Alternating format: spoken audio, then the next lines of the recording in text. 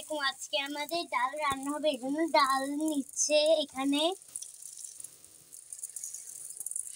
ময়লা মতো কিছু দেখা লাগছে, এগুলো নিয়ে ফেলতে হবে। ডালে পেঁয়াজ দিচ্ছে, একদম অরেঞ্জ হয়ে গিয়েছে।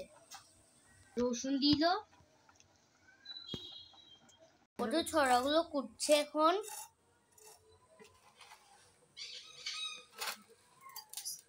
একটিতে 3টি পিস হয়েছে, সবগুলো কাটার পর কয়টি পিস হবে কমেন্টে বলে দেবেন। এখানে 7টি কচুর ছড়া এখনো বাকি আছে, একটিতে 3টি পিস, আর সবগুলো কাটা শেষ। তাহলে বলুন তো এখানে কয়টি পিস হয়েছে। দেখুন ডালগুলো উঠে এসেছে, এটি হয়ে যাবে কিছুক্ষণ বাদেই। দেখুন এগুলো দিয়ে আজকে কচুর ছড়া রান্নবে। এগুলো এই মাছগুলোর মাথার নাম কি? মাছগুলো টুকরো করে ফেলছে, দু টুকরো।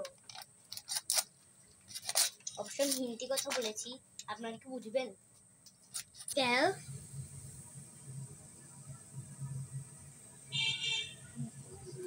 পেঁয়াজ, মরিচ, হলুদ, লাস্ট অক্ষরটা কি হবে? লবণ। মাছগুলো দিয়ে দিচ্ছে, নাড়াচাড়া করছে। পানি, আবার পেঁয়াজ, কতবার পেঁয়াজ দিচ্ছে। হলুদ, লবণ অনেকগুলো।